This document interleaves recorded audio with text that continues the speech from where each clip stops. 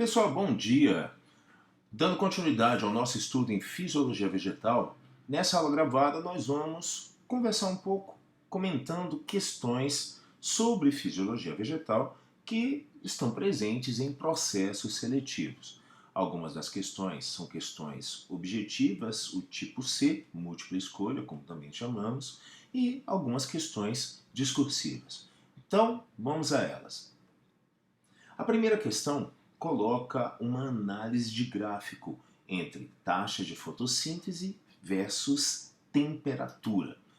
Essa é uma situação muito frequente nos processos seletivos. Utilizar os gráficos de intensidade de processos como fotossíntese e respiração e relacioná-los, por exemplo, a um outro fator, como a temperatura, a presença de gás carbônico.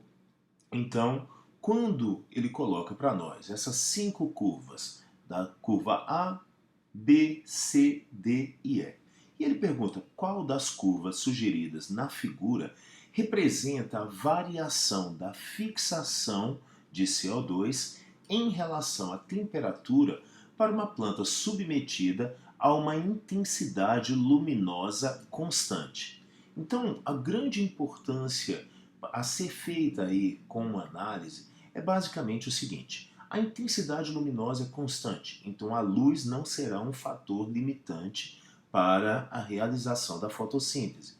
Além disso, o que se pergunta é basicamente sobre a variação da fixação do CO2. Durante a fotossíntese, a quantidade de CO2 fixada é uma quantidade grande. Então, o que nós vamos observar é que, já que a planta está mantida em intensidade luminosa constante e a luz não será fator limitante, o que será preciso observar é basicamente o seguinte: enquanto a fotossíntese vai apresentar um crescimento, e isso pode ser observado pela variação da fixação de CO2, quanto maior a fixação de CO2, maior a taxa de fotossíntese que nós vamos observar. E ele nos coloca para analisar em relação à temperatura.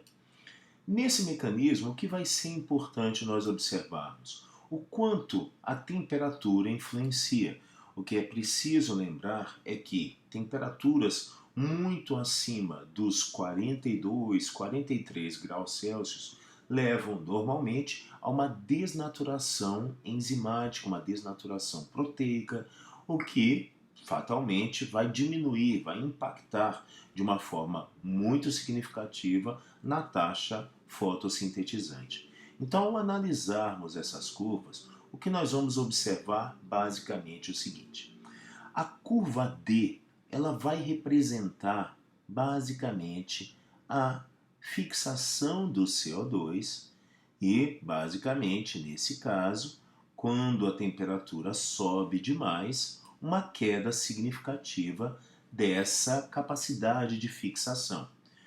Quando esse processo começa a acontecer, já que se trata de uma intensidade luminosa constante, o que nós observamos basicamente é o seguinte: em temperaturas mais baixas, a taxa fotossintética é baixa. Quando está numa faixa de 25 a 35 graus, é o que nós temos aqui o pico, a maior taxa fotossintética. Quando essa temperatura começa a subir demais, o que nós observamos é um rápido declínio da taxa fotossintetizante. Então, nós podemos dizer que a curva D, como resposta da questão, é justamente capaz de representar tanto a fixação do CO2, que é uma etapa enzimática que depende da temperatura, então daí a razão dessa faixa aqui, entre 25 e 35 graus, representar o pico dessa produção, dessa fixação e também liberação de oxigênio durante a fotólise da água. Então, o que nós estamos observando aqui é que, basicamente, a temperatura é um fator crítico. Quando ela começa a subir demais, há uma queda dessa taxa fotossintética. Como a fixação de CO2 ocorre na fase luminosa da fotossíntese, ou fase clara da fotossíntese, a intensidade luminosa foi mantida constante, então o fator realmente que poderia alterar algo é a temperatura. E a gente observa isso a partir dos 42, 43 graus, a taxa fotossintética começa a cair. Essa é uma questão de análise de gráfico.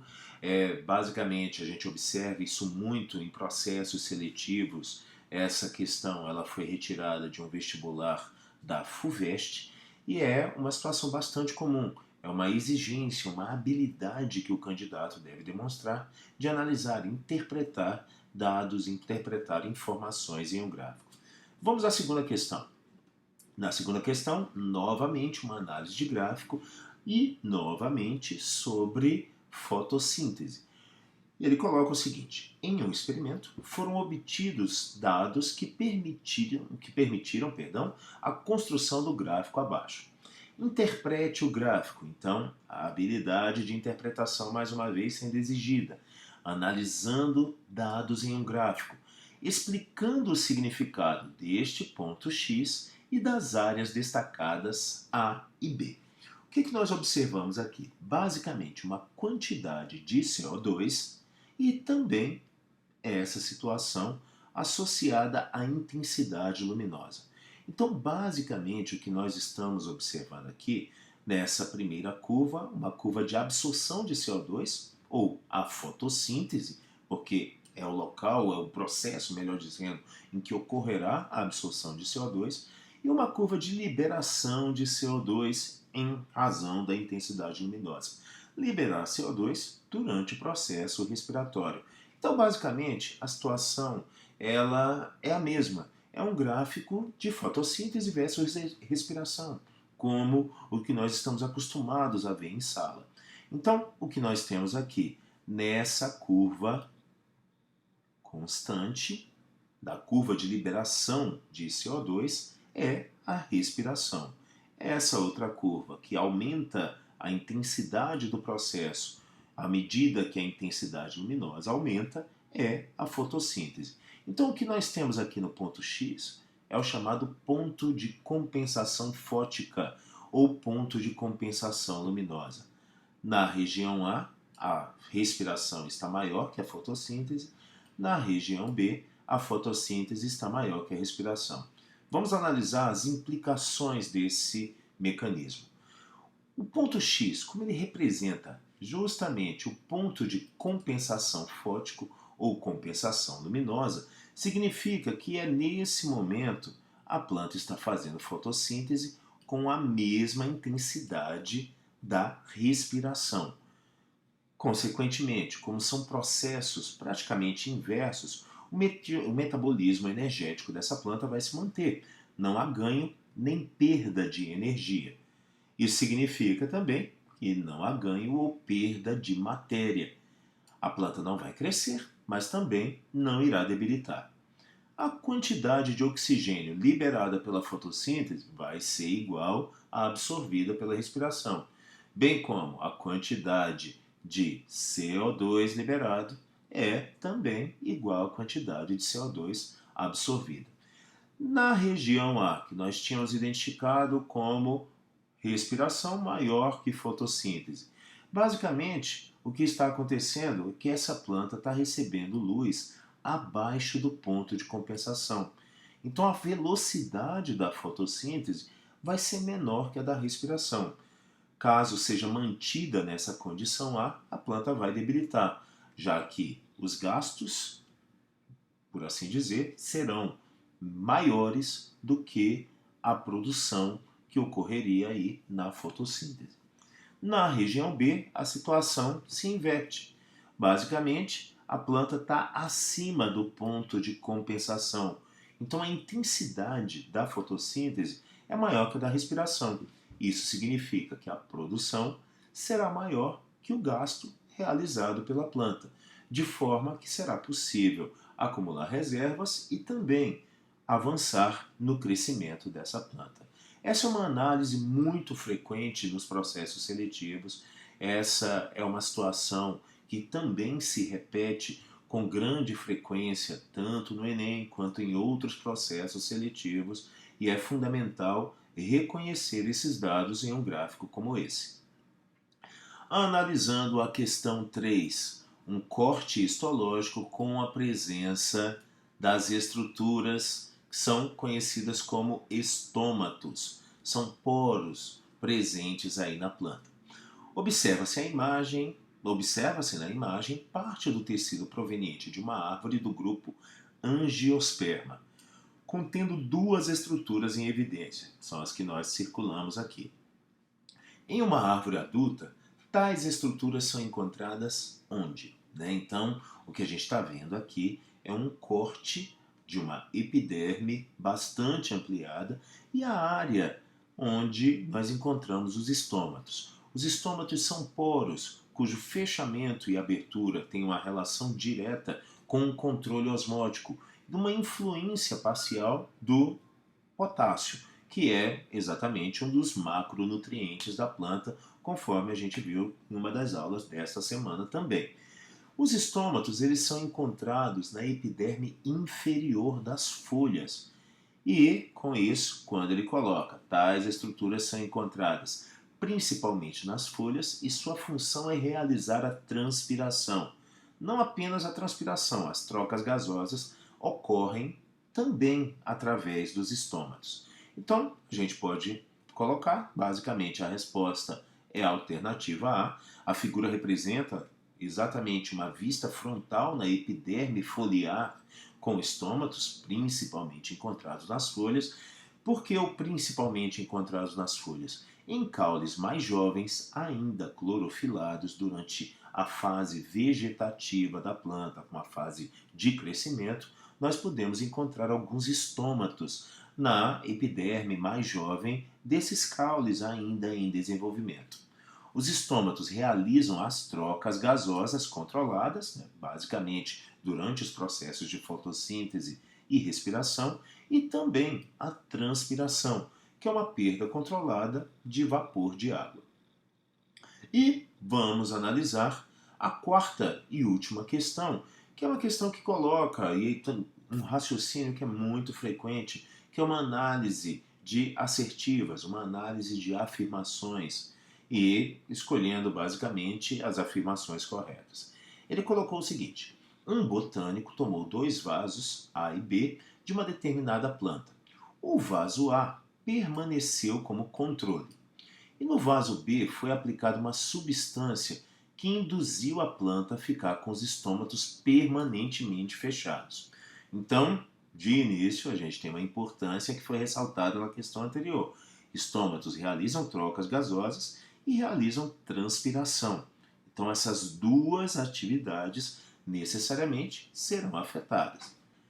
Quando nós analisamos aí, continuando a questão, após alguns dias, a planta do vaso A permaneceu igual e a planta do vaso B apresentou sinais de grande debilidade, embora ambas tenham ficado no mesmo local e com água em abundância. Foram levantadas 3 possibilidades para a debilidade da planta B. 1. A água que ia sendo absorvida pelas raízes não pôde ser perdida pela transpiração, acumulando-se em grande quantidade nos tecidos da planta. 2. A planta não pôde realizar a fotossíntese, porque o fechamento dos estômatos impediu a entrada de luz para o parênquima clorofiliano das folhas. Os estômatos, novamente, eles realizam trocas gasosas e transpiração. Então, não há como impedir essa entrada de luz ao parênquima clorofiliano. E 3, que coloca o seguinte: a principal via de captação de CO2 para o interior da planta foi fechada, comprometendo a fotossíntese. Então, quando a gente analisa esse mecanismo, o que é importante a gente observar? Ele realiza a transpiração, os estômatos realizam uma transpiração, uma perda controlada de vapor de água. Mas as folhas transpiram também por toda a superfície. Quando há uma cutícula, há uma situação em que basicamente há uma prevenção a essa perda, uma diminuição a essa perda, mas o que nós analisamos é que a perda maior é pela transpiração estomática. Se, de fato, nós temos aí uma situação que se coloca que a água não pôde ser perdida pela transpiração, isso não é o caso. A água é perdida pela transpiração estomática, que foi parada no caso, mas nesse tipo de situação há uma transpiração cuticular, a transpiração através de toda a superfície da folha, o que invalida essa alternativa 1. Então, vamos analisar justamente o seguinte. A transpiração, então, a 1, de fato, errada. A transpiração ainda ocorre, por mais que seja em menor quantidade. A alternativa 2, a captação da luz é feita pela clorofila, então não tem relação alguma com os estômatos. E a alternativa 3 é a única alternativa correta. Os estômatos são exatamente os grandes participantes da troca de gases, então, essencialmente uma entrada de CO2 e uma saída de oxigênio, são processos necessários para a fotossíntese ocorrer. Então, de fato, fechar os estômatos permanentemente compromete, sem dúvida, a atuação desse mecanismo de troca gasosa e, com certeza, comprometerá a fotossíntese. Então, pessoal, por hoje é só. Nós vamos conversar um pouquinho mais sobre fisiologia também nas próximas semanas. Eu agradeço mais uma vez a sua atenção e até a próxima!